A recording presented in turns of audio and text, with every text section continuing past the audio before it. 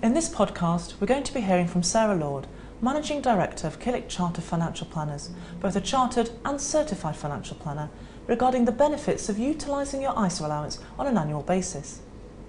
Market research suggests that while the benefits can be quite significant, millions of people continue to pay tax unnecessarily on their savings by failing to make use of their ISA allowance. Sarah, what is an ISA, and how do the annual allowances work and benefit an investor? An ISA is a personal tax wrapper, essentially a tax shelter, allowing your investments to grow in a tax-free environment. You can use ISAs to save cash or invest in stocks and shares. The maximum you can put into an ISA in the current tax year is $10,680, of which up to $5,340 can be saved into cash, or alternatively you can save the entire $10,680 into a stocks and shares ISA. Therefore, a married couple can pay up to $21,360 in the current tax year into a stocks and shares ISA and benefit from tax-free growth.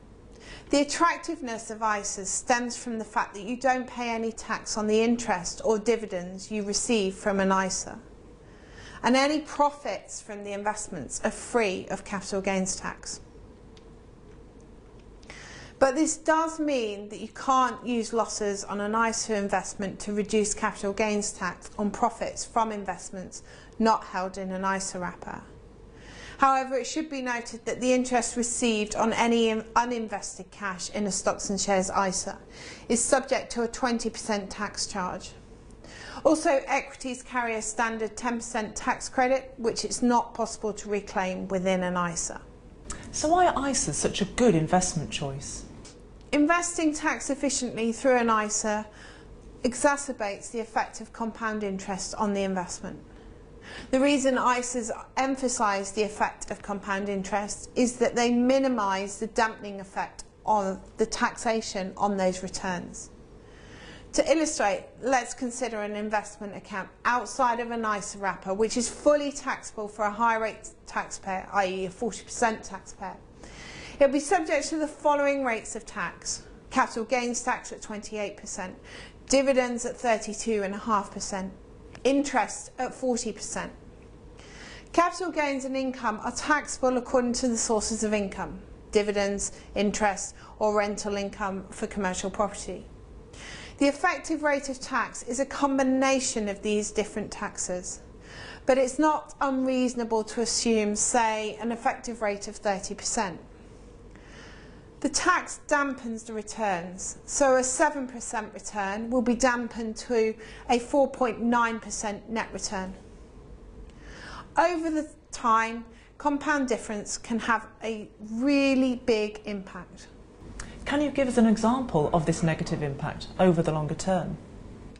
Certainly. Let's look at this chart, which demonstrates the impact of tax charges on an initial investment of $100,000, which say is invested over 20 years.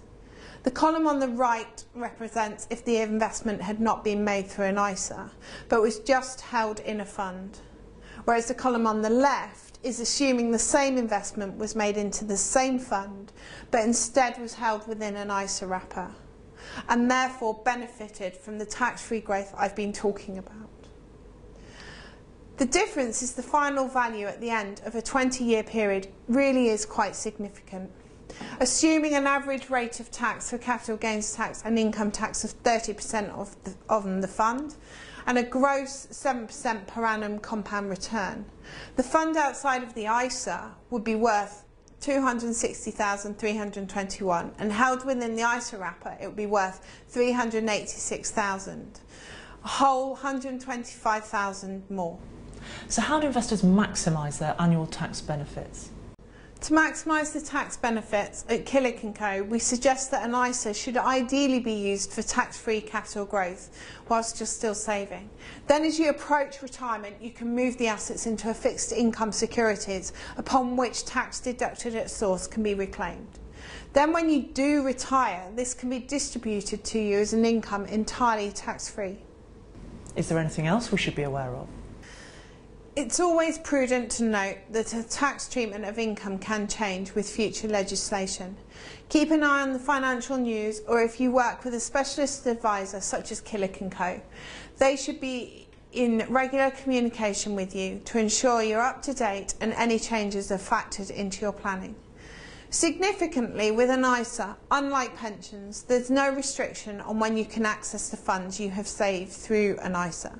Therefore, you can access the full cash value at any time. We believe ISAs play a very important part in an overall wealth management strategy.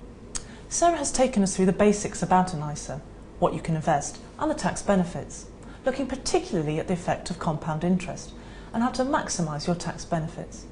If you'd like to know more about ISAs, please speak to your broker, or if you're new to Killik & Co, contact us on the details to follow.